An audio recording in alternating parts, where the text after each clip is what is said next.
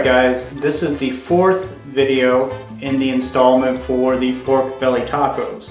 In this video we're going to cover how to sous vide the pork and how to assemble the tacos. If you haven't seen them, go back and start at the beginning. Alright, so we're going to do the sous vide pork belly now.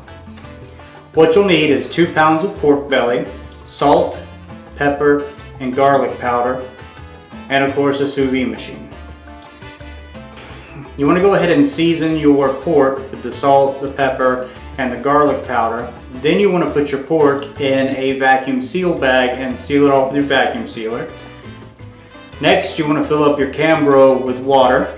Go ahead and connect your sous vide machine. I have an Innova, which I absolutely love. You can get it for about $100 for the base model, which is what I have on Amazon.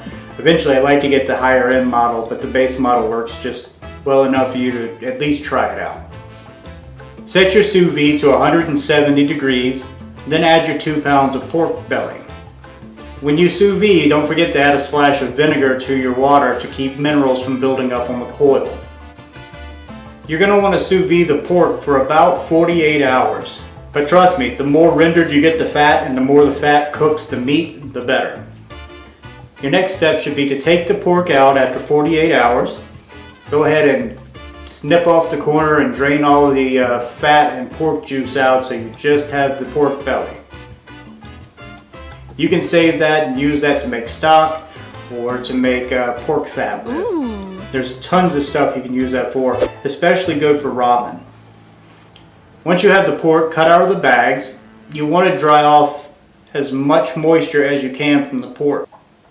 I like to put mine in the dehydrator that I have for, a couple hours at a decent temperature to try to dry as much moisture as I can off of the pork. But if you don't have one, it's completely fine. As you can see in the video here, I didn't dehydrate it this time. I just made it as easy as I could. So you've got your fryer set up and it's at 375 degrees.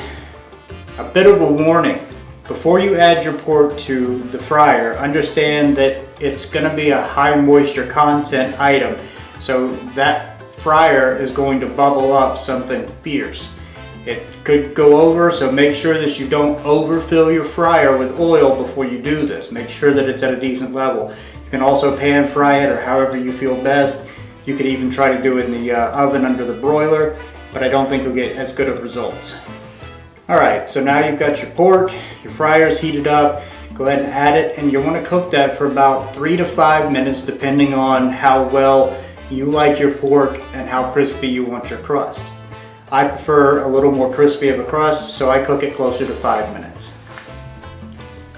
Then you want to take your pork out, let it cool a little bit, slice it into bite-sized pieces, and you're set. That's how you do sous vide pork. Alright, so we made our salsa, our slaw, our refried beans, and our pork. Now it's time to make tacos. Alright, for the pork belly tacos, what you'll need: tortillas.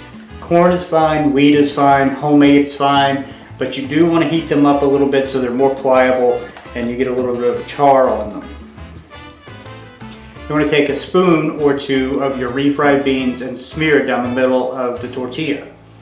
I like a lot of beans, but not everybody does. Next, you want to take your couple pieces of pork, 3 or 4 pieces, however many you prefer, and you want to put those on top of the beans. Then add your pineapple and cilantro slaw. Next, add some more salsa if you like. Top with cheese. And then finish it off with a little sour cream. If you don't have availability of pork belly or you don't like pork belly, you could easily use another cut of pork. You could use steak, ground beef, chicken, fish. The possibilities are endless. Mr. Taco MacArthur. What? Thank you. I love the bandanas. I am also a Guns N' Roses fan. Hello, my name is Taco. And that's it. You've made the tacos. If you have anything that you'd like to learn how to make, suggestions, comments, anything, feel free to hit me up on social media. Most of the people that watch this know me at this point. Or leave a comment here in the comment section. I will try to reply to anybody who comments, of course. I know I'm super busy and I'm such a YouTube star that I may not have time. Well, folks, it's time to call it a night. Do what you feel and keep both feet on the wheel. You don't have to go home, but you can't stay here. So till next time. I'm evil. You're not. Get the fuck out.